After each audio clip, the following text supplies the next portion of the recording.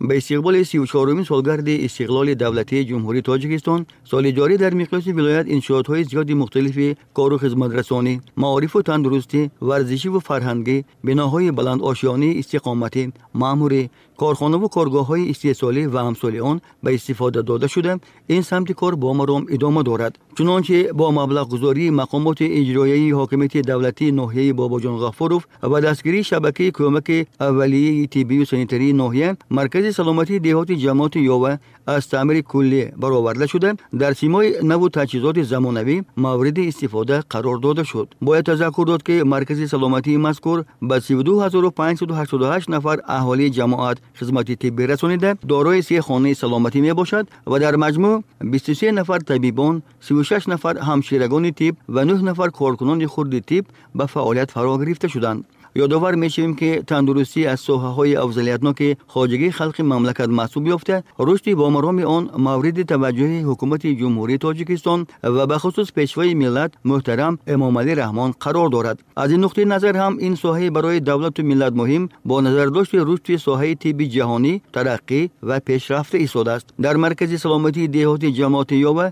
در روند تعمیر کلی، عوض کردن درو تیره‌های کهنه به پلاستیکی، سفاله‌پوش کردن راهروهای آشیانه یکم، دوم و صحنی مرکزی سلامتی، از تعمیر کلی برآوردن همه حجره ها و بنای هر دو آشیانه، همچنین دیگر کارهای از نوسازی و آبادانی به انجام رسانیده شدند. ساحه تندرستی یکی از ساحه‌های اصلیتناک بوده. دویمو زیر نظارت پیشوای ملت اساسگزار صلح و وحدت ملی جمهوری تاجیکستان محترم جناب عالی امام علی رحمان قرار دارند. از این لحاظ